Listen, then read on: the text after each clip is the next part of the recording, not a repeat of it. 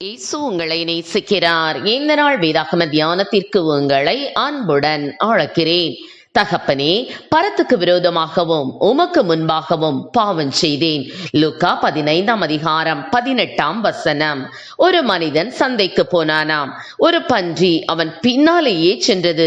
மற்ற விவசாயிகள் எல்லோரும் குச்சிகளை வைத்து அடித்து அடித்து தங்கள் பன்றிகளை சந்தைக்கு மிகவும் கஷ்டப்பட்டு ஓட்டிக்கொண்டு வந்தார்களாம். நண்பன் ஒருவன் இந்த மனிதனை பார்த்து, அவனுடைய பன்றி மட்டும் எப்படி எந்த பிரச்சனையும் இன்றி அவன் பின்னால் தானாகவே வருகிறது என்று கேட்டானாம்.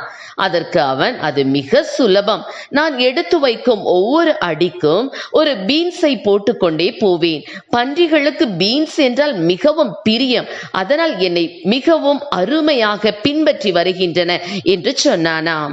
ஆம், எனக்கு அருமையானவர்களே, சாத்தானும் வாழ்க்கை பாதையில் வழி நெடுக தனது பாவம் என்னும் பீன்ஸ்களை போட்டுக்கொண்டே போகிறான். அநேகர் அவனை பின்பற்றி நித்திய அழிவுக்கு நேராக சென்று கொண்டிருக்கிறார்கள். நமது பாவங்கள் வெளிப்படையானதாகவோ அல்லது மறைவானதாகவோ இருக்கலாம். ஒருவேளை உலக காரியங்களில் நீங்கள் மூழ்கி கிடக்கலாம்.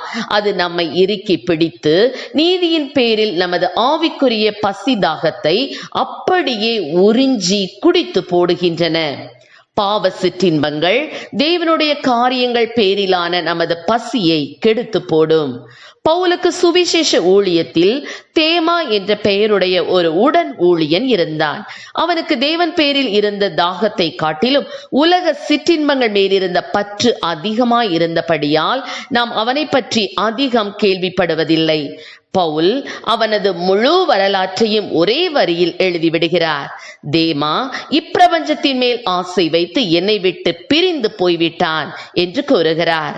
நம்மில் அநேகர் இவ்வுலகின் பாவ சிற்றின்பங்களில் மூழ்கி திளைத்திருப்பதால் ஆவிக்குரிய காரியங்களின் மேல் நாட்டமே இன்றி இருக்கிறோம். யூதாஸ் 12 சீஷர்களில் ஒருவன். வெளி தோற்றத்திற்கு கிறிஸ்துவின் உண்மையான அடியவன் போலத்தான் தோன்றினான். ஆனால் அவன் தன் இருதயத்தில் பேராசையையும் தீய எண்ணத்தையும் மறைத்து வைத்திருந்தான். அவை அவன் இயேசுவை காட்டிக் கொடுக்கவும் பின்னர் தற்கொலை செய்து கொள்ளவும் அவனை நடத்தின. சவுல் ராஜா வெளி தோற்றத்திற்கு இளைஞன் தாவீதை தனது அரண்மனைக்குள் பிரியமாய் ஏற்றுக்கொண்டது போல நடித்தான். தன் உள்ளத்திலோ அவன் பேரில் பொறாமையும் கசப்பும் கொண்டான். நாளடைவில் அந்த ரகசிய பாவங்கள் அவனையே அழித்து போட்டன. நமது வாழ்க்கைகளில் தப்பெண்ணங்கள் என்னும் உமிகளும் கசப்புகள் என்னும் பதர்களும் நிறைந்திருக்கும் போது நமக்கு நீதியின் மேல் தாகம் இருக்காது. சாத்தானுடைய உணவு பண்டங்களால் நமது இருதயங்கள் நிரப்பப்பட அனுமதித்தோம் என்றால் பரலோக மன்னாவின் பேரில் நமக்கு ஆசை இருக்காது. ஆவிக்குரிய வாழ்வை அசட்டை செய்வது தேவனுடைய நீதியின் மேல் நமக்கு இருக்கும் தாகத்தை தணித்து போடும். எல்லா கிறிஸ்தவர்களுமே தேவனை விசுவாசிக்கிறார்கள்.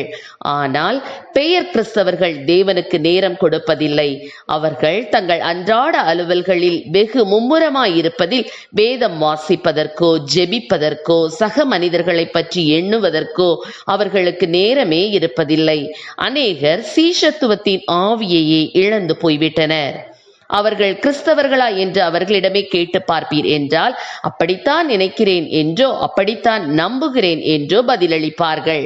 கிறிஸ்துமஸ், ஈஸ்டர் இன்னும் இது போன்ற விசேஷித்த நாட்களில் ஆலயம் செல்வார்கள். மற்றபடி தேவனுக்கு கொடுக்க வேண்டிய நேரத்தை அவர்கள் கொடுக்க மாட்டார்கள். எதையோ கொண்டு வாழ்க்கையை நிரப்பியதில் தேவனுக்கு இடமின்றி அவரை வெளியே தள்ளிவிட்டார்கள்.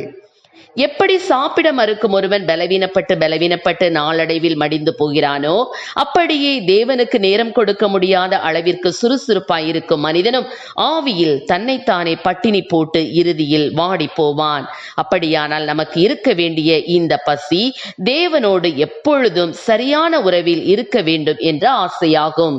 தொலைதூர தேசத்துக்கு சென்று பிசாசின் இனிப்பு வகைகளை ருசி பார்த்த கெட்ட குமாரனை போல நாமும் இந்த உலகத்தின் தவிடுகளால் வயிற்றை நிரப்பலாம். ஆனால் அவை நம்மை திருப்திப்படுத்தாது என்று கண்டு கொள்ள வேண்டும். நமது உண்மையான தேவை என்ன என்ற அறிவு பெற்ற பின் நாம், தகப்பனே, பரத்துக்கு விரோதமாகவும் உமக்கு முன்பாகவும் பாவம் செய்தேன். உம்முடைய கூலிக்காரரில் ஒருவனாக என்னை வைத்துக் கொள்ளும் என்று தேவனிடம் மன்றாடி பாவங்களை அறிக்கையிடுங்கள். கர்த்தர் தாமே நம்மை ஆசீர்வதிப்பாராக.